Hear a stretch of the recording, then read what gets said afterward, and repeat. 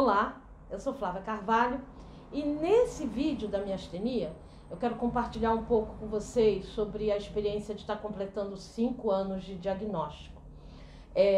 Na semana que vem, se tudo der certo, eu vou voltar a postar os vídeos sobre os tipos da miastenia. E aí nós vamos começar a falar especificamente sobre a miastenia congênita. Mas hoje eu estou voltando a postar vídeo da miastenia, então eu queria falar um pouco sobre essa coisa de eu ter feito 5 anos de diagnóstico da miastenia. Foi agora, no final de novembro, completou 5 anos que eu recebi o diagnóstico. E, portanto, 5 anos, pelo menos, que eu estou convivendo com os sintomas da miastenia. Eu não gosto de ficar reclamando e sempre falo para as pessoas evitarem reclamar, de forma geral, não é só para quem tem miastenia, né? A reclamação, ela pouco contribui para a gente evoluir, para a gente caminhar na vida. Uma coisa é ficar reclamando, outra coisa é constatar como uma situação se encontra, né? É normal que a gente olhe para uma situação que está difícil e constate e fale sobre isso, e fale, nossa, isso aqui não tá bom, isso aqui é difícil, mas ficar reclamando, eu quero dizer, ficar, ai meu Deus, que coisa, como é difícil, como é difícil, como é difícil. Mas constatar aquilo é importante para que você possa tomar uma ação em relação a isso, né? E de maneira nenhuma a minha pretensão nesse vídeo é reclamar dos 5 anos. Mas constatar, por exemplo, que foram 5 anos bem difíceis, bem complicados. Eu já estive, eu estou competindo com uma serra, eu não sei se está vazando no áudio, mas enfim, eu vou continuar, né? Foram anos bem complicados, assim, bem difíceis, né? E aí, agora nesse mês de novembro, eu tive um mês de novembro atípico, um monte de coisa acontecendo. Eu estava programando em novembro, já em outubro, novembro, realizar várias coisas, fazer várias coisas, mas parece que um monte de outras coisas foram acontecendo e entrando na frente e interrompendo as outras. E graças a Deus eu fui conseguindo administrar e tratar cada uma dessas situações e passar por elas. Só que quando você tem a miastenia, quem tem a miastenia sabe disso, quando coisas difíceis acontecem, conflitos, dificuldades, problemas para resolver, a gente sente demais, né? A gente acaba sentindo muito isso. E esse é um ponto que eu estava pensando agora, quando eu fiz os 5 anos, né, que eu vi que eu tinha completado 5 anos, é o cuidado que eu comecei a aprender há pouco tempo. No início eu não tinha esse cuidado, não. Mas há pouco tempo de como falar para as pessoas, por exemplo, que eu tô bem. Né? Porque como eu não tenho essa tendência de ficar reclamando, eu já tive, mas eu parei com isso, eu procuro falar, as pessoas falam, e aí, como é que você tá? Eu tô bem. Mas o que para mim é eu tô bem, para o outro não é eu tô bem. O outro interpreta o eu tô bem com o bem dele. E aí ele começa a achar que eu tô bem como ele acha que tá bem, e não é exatamente isso. Porque eu tenho a miastenia. Então, aí a pessoa começa a tratar comigo e tratar das coisas que eu tenho que me relacionar com ela. Coisas simples. É como se a miastenia não estivesse interferindo, e ela sempre está.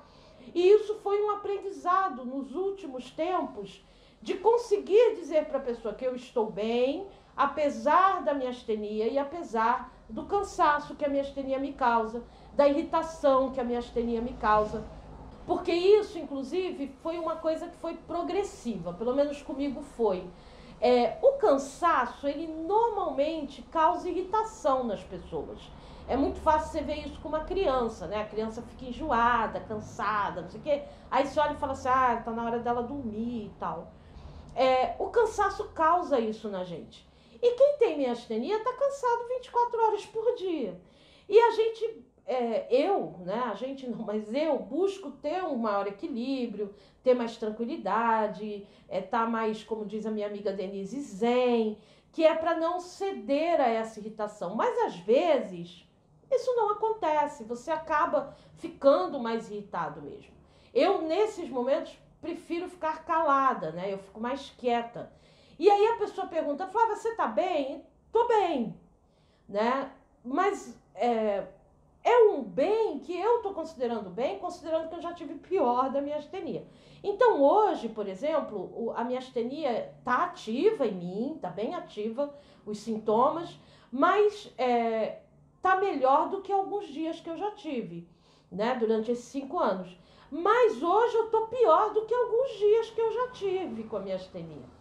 E isso me leva a uma segunda coisa que eu percebi agora que eu estava pensando nisso e pensando para gravar o vídeo, que é uma coisa que eu comentei nos vídeos que eu fiz para o mês de junho, julho, ali na comemoração do mês da miastenia, né? Que é a ilusão que eu tive, e é uma ilusão mesmo, é como se você visse alguma coisa e ficasse iludido, se achasse que aquilo é verdade e não é. Que é quando o médico fala para você que você vai, que você tem a miastenia, né? Você recebe o diagnóstico e que você vai tomar os remédios e ela vai ficar controlada. E na minha cabeça, a leitura que eu fiz na minha cabeça desse ficar controlada é que eu ia estabilizar ela, né? Porque a minha médica mesmo usa essa palavra. Não, a gente vai estabilizar a doença. E aí, para mim, o estabilizar a doença é tipo alcançar um estado melhor e ficar ali. Mas não é isso que eles querem dizer. Não é isso. Estabilizar a doença é você tomar os remédios e você conviver com os altos e baixos da doença, sem a doença necessariamente chegar a extremos, né? Chegar a óbito, chegar a situações mais extremas, a uma invalidez total da sua vida. E isso é uma coisa que eu venho buscando bastante nesses últimos 5 anos, que é caminhos para me manter em alguma atividade, né? Em alguma ação. Porque é muito, muito fácil parar. Muito fácil. Eu botei essa semana na segunda-feira, acho não, com certeza. Na segunda-feira eu botei um vídeo falando sobre a questão da gente parar, iniciar e parar as coisas, né? Isso de uma forma geral, eu não estava falando só para miastênica, eu estava falando de forma geral. E falando para a questão de estudo, de aprendizagem, de desenvolvimento, quando você quer fazer alguma coisa. Isso já é um desafio muito grande para qualquer pessoa, você começar uma atividade e ir até o final. Para muitas pessoas isso é um problema, né? É uma dificuldade. Para mim, com miastenia, isso é um desafio ainda maior, muito maior, vou te dizer. Porque é muito fácil parar, porque eu me sinto cansado o tempo todo. Eu sei que se você está assistindo o vídeo e tem miastenia, você sabe do que eu estou falando, né? Mas se você não tem miastenia, saiba disso, eu me sinto cansado o tempo todo. E é cansada mesmo, sabe? Cansada. E isso começa a dar um grau de exaustão, de saco cheio, desculpa o termo, mas é isso, assim.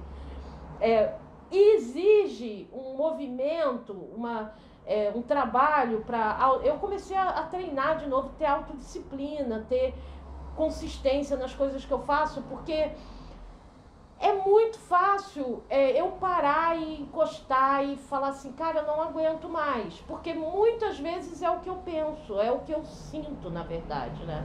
E aqui, eu queria dizer isso pra você que tá assistindo e tem miastenia. Eu acho que é normal a gente sentir isso.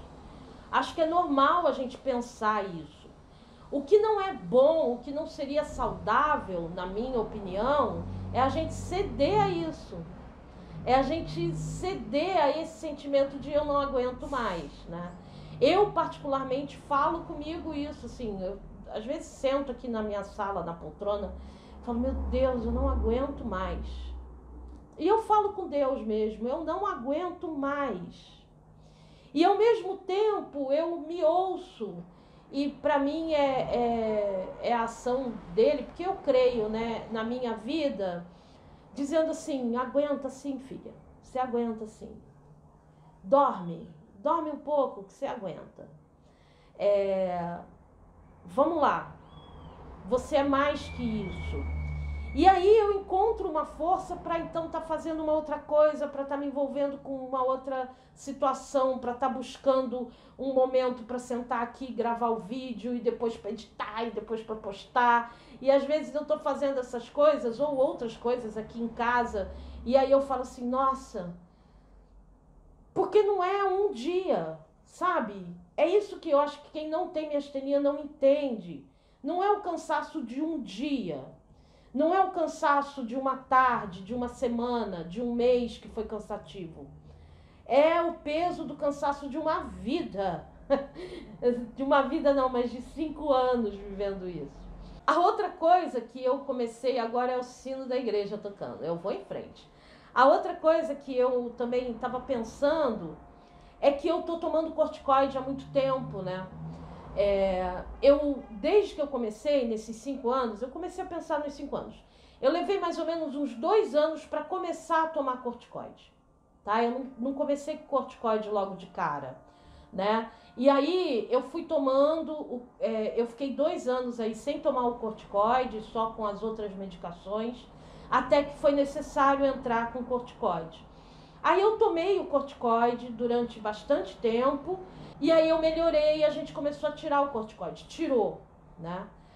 Mas aí eu piorei, voltou a tomar o corticoide. Aí eu voltei a tomar o corticoide e nós tentamos tirar de novo. Eu tenho até um vídeo desse momento. Nós tentamos tirar o corticoide e não pôde, porque eu comecei a piorar muito. Então eu continuei com o corticoide, na verdade com uma dose maior. Aí a gente começou de novo e aí eu continuei com o corticoide indefinidamente, assim, eu tô direto, né? E aí eu comecei a tomar o corticoide, fui tomando, eu tomava 60 miligramas dia. Aí a gente começou a diminuir. Foi diminuindo, chegou agora, eu tomo 20 miligramas dia. Mas eu já tô tomando corticoide há muito tempo. E o corticoide, você tá tomando uma dose de cortisol, né? De cortisona aí no seu organismo. Pá! E esse é o hormônio do estresse. Quando a pessoa fica estressada, o organismo libera esse hormônio e ele aumenta. Só que independente de eu estar estressado ou não, esse hormônio no meu organismo está alto. Ele precisa estar alto para o meu sistema imunológico ficar baixo, né?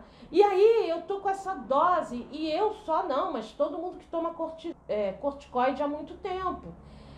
Fica com esse hormônio do estresse lá no alto. Aí você tem pessoas que falam, faz meditação para diminuir o hormônio do estresse, faz não sei o que para diminuir o hormônio do estresse e tal. As pessoas vivem e buscam no seu dia a dia, quem está se preocupando com isso, baixar esse hormônio. E eu tô tomando ele toda manhã, né? Eu tô tomando doses dele diárias, para manter. E isso é uma coisa que eu percebi também. Eu tenho tido altos e baixos de humor, né? E à medida que o tempo passa, e isso tem a ver com aquela ilusão que eu estava falando, à medida que o tempo passa, essas coisas que são relacionadas ao tratamento se intensificam. Elas não diminuem.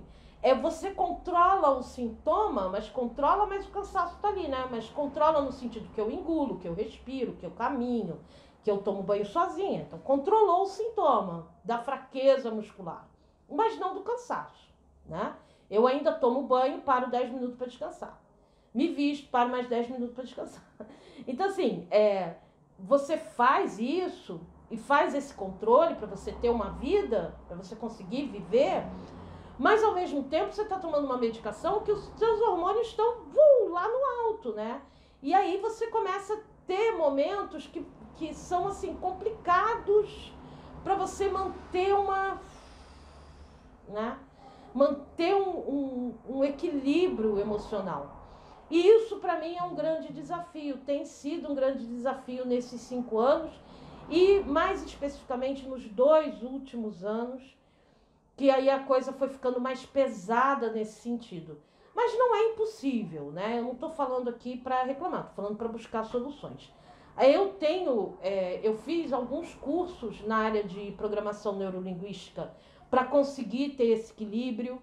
Eu estabeleci uma rotina de meditação de manhã para conseguir ter esse equilíbrio, porque as pessoas também não são obrigadas a lidar comigo cuspindo marimbondo. Mas alguns dias aí eu tenho, nesse novembro, então, eu cuspi marimbondo. E isso é uma coisa que me incomoda muito, porque eu sei que eu não sou assim, né? Mas aí você tem que ir tratando isso e entendendo como você também trata com as pessoas e fala com elas, né, sobre o seu estado. Então, eu tenho evitado dizer assim, você tá bem?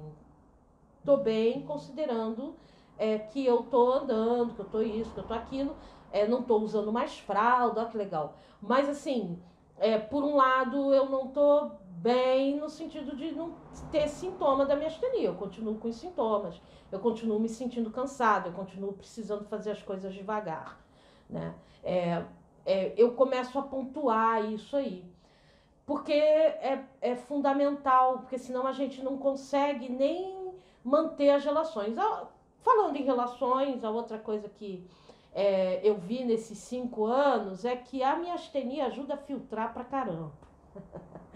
Eu acho que qualquer pessoa que adoece, né?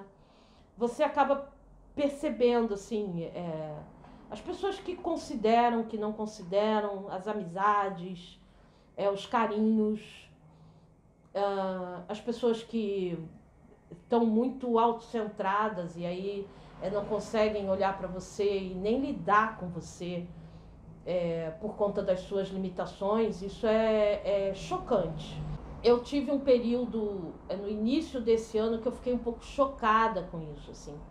Porque eu me vi num outro lugar de fala, né? Que é o lugar do deficiente, assim.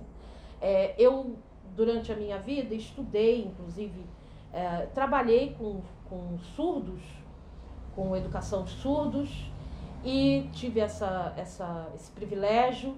E depois eu fui estudar educação especial, né, que na época chamava educação especial. E eu sempre tive uma empatia, uma sensibilidade por essas questões na área de educação, que é a minha área de interesse, de estudo, de trabalho, né? Mas eu me vi numa posição diferente, a posição do deficiente. A pessoa com deficiência, ela lida com olhares preconceituosos em 2 sentidos, né? Pela limitação que ela apresenta e pela aparência dela, se a deficiência dela traz uma aparência, já causa um negocinho. No caso da miastenia, você lida com também com esses olhares, são 2 também. Pela limitação que você apresenta e pela não aparência. É impressionante, não tem pra onde fugir, né? A gente não tem pra onde fugir. E eu comecei a perceber isso. Nossa, tem gente que lida, como se estivesse me fazendo um favor. Tem gente que lida achando que pra mim que é privilégio eu ter filho especial, que é privilégio eu poder usar o elevador de deficiente, que é privilégio eu poder ter determinadas coisas que pode por causa da deficiência, né? Sentar no ônibus. Ó, que privilégio enorme sentar no banco amarelo do ônibus. Gente, pelo amor de Deus. Né? Tipo, esse ano eu estava trabalhando no início do ano e eu estava indo ao trabalho e eu tive pelo menos 2 ou 3 ocorrências assim de pessoas questionando eu estar no banco. E aí eu peguei, puxei a carteirinha e mostrei e falei, não, eu tenho uma deficiência e eu não posso ficar em pé, eu não aguento ficar em pé no ônibus. E a pessoa, tá, não sei o quê. E aí, assim, tipo, ai, que privilégio, né? Porque você entra no ônibus, aí tá todo mundo sentado, você vai lá numa pessoa que tá sentada e fala, escuta, você pode ceder um lugar pra mim, por favor? Porque eu tenho um problema de saúde, blá, blá, blá. Aquela história que já é um saco de fazer. Eu acho um saco, assim. Se eu tô bem, no ônibus não dá, mesmo quando eu tô bem. Mas se eu tô bem em fila, eu fico. Porque, tipo, é chato. E não é por vergonha, não é por nada disso, mas... Porque é um negócio assim, cara... não é um prazer, sabe? Eu falei isso nessa série de vídeos que eu fiz também sobre o mês da miastenia, da consciência da miastenia. Eu não entrei na fila não, sabe? Eu não entrei na fila, eu quero a miastenia aí, me dá aí uma deficiência, que eu tô querendo desconto pra isso, desconto pra aquilo, que eu tô querendo fila, que eu tô querendo cartão especial. Eu não entrei não, cara. Não mesmo, sabe? Se tivesse uma fila pra ficar, pra eu entregar a miastenia, eu fazia de boa, né? Fazia mesmo. E a questão da continuidade, né, do tempo, me ensinou isso, assim, que a gente precisa entender como também tratar com as pessoas. Que tem uma pesquisa muito interessante que fala sobre comportamento humano, né? E é muito interessante para quem trabalha com educação, inclusive, essa pesquisa. Que é o seguinte, é como se o saber, se o conhecimento, em determinado momento, ele se tornasse uma maldição. Em que sentido? Se você pega e fala para uma pessoa, olha só, uma música bem conhecida, pega aí uma música bem conhecida, né? Vamos pegar aí a música de Natal, né? Que a gente está se aproximando do final do ano, de Natal. Então a gente pega aí Noite Feliz, né? Você pega essa música e fala uma pessoa, você conhece a música? Conheço. Você acha que as pessoas conhecem essa música? Ah, conhece. Ah, vou mudar a música, que agora eu pensei a música que começa a tocar da Simone no Natal. Ainda não começou não, né? Daqui a pouco começa. E aí você fala pra pessoa, você conhece? Conhece. Você acha que as pessoas conhecem? Ah, conhece. Ah, tá. Então vamos fazer o seguinte, você vai batucar a música. Você vai bater a música, você vai bater a música, né? O ritmo da música você vai bater. E aí você vai bater e as pessoas vão ouvir. Quantas pessoas você acha que vão reconhecer essa música? Que vão saber que é a música?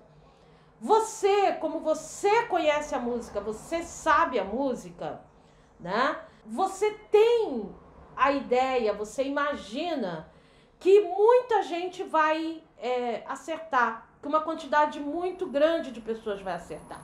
Então, vamos colocar aí o da Simone, né? É que a da Simone é lenta, é mais difícil de bater. Mas vou colocar uma música aqui, o Noite Feliz. Noite feliz, noite feliz.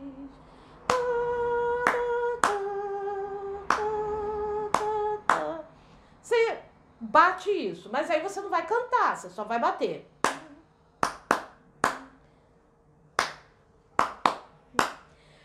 Como eu falei pra vocês a música, vocês reconhecem a batida, né? Mas se eu tivesse batido sem dizer que música era, como eu sei que música eu acho que um número muito grande de pessoas vai saber. Mas como as pessoas que estão ouvindo não sabem que música que é um número muito menor de pessoas que acertam. Não é tão grande. Então, quem tem o conhecimento na cabeça, quem tem a informação na cabeça, por isso a maldição, porque aí você acaba não dando tanta informação. Porque você tem a informação na sua cabeça e você supõe que todo mundo tem a mesma informação. Então, você dá uma informação mais limitada, né? Então, eu chego e falo assim, eu tô bem da miastenia. Eu tô bem da miastenia, porque na minha cabeça existe a informação que quem tem miastenia tá cansado o tempo todo, pô. Né? Que vai se cansar se fizer um movimento repetitivo.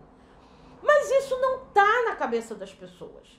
Então eu falei nesses vídeos que eu fiz, tô falando bastante deles hoje, né? É que eu tô lembrando das histórias que eu falei lá. De uma senhora que eu conheço, que eu amo demais, que é minha amiga, enfim. E que ela teve uma conversa comigo sobre medicação e sobre quando eu ia ficar boa. Eu falei isso nesses vídeos. Eu voltei a estar com ela agora porque ela fez 94 anos. E eu tava lá no aniversário dela. E ela então veio falar comigo, tava ali conversando, só pouca gente, assim, família, né? Ela veio falar comigo, tava sentada na mesa, na verdade, conversando comigo. E ela falou assim, e você, minha gordinha? Quando é que você vai emagrecer? E isso tem uma história. Há muitos anos atrás, eu estava gorda. Eu estava com 81 quilos. E eu estava na casa dela e ela veio pra mim e falou assim, filha, eu tô preocupada com você. Porque você tá bem e tal, mas você tá engordando demais. Por que você não toma uma providência? E eu falei pra ela, olha, eu tô desanimada com isso, esse negócio de ficar fazendo dieta, me enche o saco. E eu sei que eu tenho que emagrecer, eu sei, mas eu não tô afim. E ela então me deu um livrinho, que nem usava mais na época, um livrinho do Vigilantes do Peso. Ela me deu e falou, olha, eu tive uma época depois de ter filhos, tal, que eu fiquei acima do peso, e eu fui pro Vigilante. E funcionou muito, mas ela foi pro vigilante na época que usava balança e tal, um negócio bem antigo mesmo. Eu olhei aquilo e falei, eu vou procurar o Vigilantes. E eu fui, vi que era uma coisa completamente diferente, né? Já estava bem diferente, mas bem legal. Enfim, aqui não é pra eu falar de Vigilantes, mas assim, eu fiz o Vigilantes e eu eliminei o peso, né? E quando eu tive o diagnóstico da minha astenia, por exemplo, eu estava já vitalícia no Vigilante. Eu estava com 58 quilos, estava bem, estava tranquila. E fiquei com 58 quilos por uns 2 anos até começar a tomar o corticoide. Quando eu comecei a tomar o corticoide, eu comecei a inchar e comecei a ganhar peso. E hoje eu sei que eu estou inchada e eu ganhei peso. Eu sei disso. Porque o corticoide tem um elemento que ele dá uma fissura por doce, gente. Gente, é uma loucura. É uma loucura. E quando eu falo fissura, é fissura mesmo. Assim, é um troço que você fica doido, assim. Nossa. Então eu sei que eu ganhei peso, independente do inchaço. Mas eu sei também que eu tô muito inchada. E com um corpo diferente, porque as minhas pernas estão finas pra caramba, porque eu não tô fazendo atividade física, então afinou as pernas, o tronco inchado, a cara inchada. Tem dia que tá enorme, tem dia que tá melhor, mas tá inchado. E ela virou pra mim e falou assim, aí, como é que você vai perder peso de novo? Porque pra ela tem essa história de que eu tava gorda, de que eu emagreci, e pra ela eu engordei agora pelo mesmo motivo que eu engordei antes. Só que é uma gordura completamente diferente.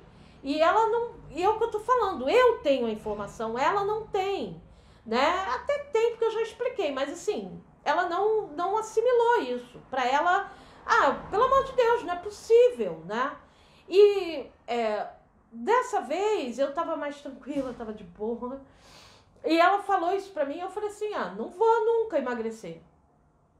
E ela levou um choque, eu ri. E eu falei assim, eu tô tomando corticoide. E enquanto eu estiver tomando corticoide, eu posso até fazer a contagem dos pontos, eu posso equilibrar minha alimentação, claro que eu posso, né? E eu tenho buscado comer de forma mais equilibrada nos últimos tempos, mas assim, teve uma época aí que eu meti o pé na jaca, mas agora eu tô mais controladinha. Eu tô segurando isso e tal, mas mesmo que eu faça, essa aparência não vai melhorar muito, né? Não vai mudar muito até que eu tire o corticoide. Porque o corticoide tem esse efeito, né? Causa esse efeito. E ela falou assim, mas ainda isso? Você não vai parar? De novo ela falou isso. E eu falei pra ela assim, não vou parar. Eu vou parar quando a minha médica falar que eu posso parar. Eu tô louca pra parar, mas só quando a minha médica disser, vamos parar. E aí eu vou fazer o desmame conforme a minha médica orientar. E aí eu vou tirar, né? Pra controlar, pra eu estar bem. Porque eu quero continuar andando e quero continuar vindo no seu aniversário. Eu quero estar viva ano que vem, quando a senhora fizer 95. E ela riu e falou, eu esqueci e tal. Eu pensei que você já tinha parado com isso. Eu falei, não parei. Isso é uma outra coisa. Você ter a paciência, pra mim é um exercício de paciência, de ficar repetindo a mesma coisa para pessoas diferentes, mas às vezes para as mesmas pessoas. E isso, à medida que o tempo passa, é mais fácil de você perder a paciência. Mas aí você precisa trabalhar isso, eu preciso trabalhar isso, e tenho trabalhado isso como exercício de paciência. É o meu exercício, é constância, é repetir, é repetir, é repetir. Porque a pessoa não sabe o que está na minha cabeça. Né? Até ela entender, mas ela nunca vai entender como eu entendo, porque esse é o meu lugar de fala. Sou eu que tenho a minha astenia. Quem vai entender como eu entendo é quem tem minha astenia, não quem não tem. Quem não tem pode até chegar a um nível de compreensão que me ajude a conviver melhor com a minha astenia. Graças a Deus eu conheço algumas dessas pessoas que convivem comigo, mas não vai entender em profundidade o que é essa irritação, o que é esse cansaço, o que é essa mudança no corpo, o que é esse cheiro diferente da medicação que dá no corpo, o suor, enfim, não vai compreender, né? Não vai perceber.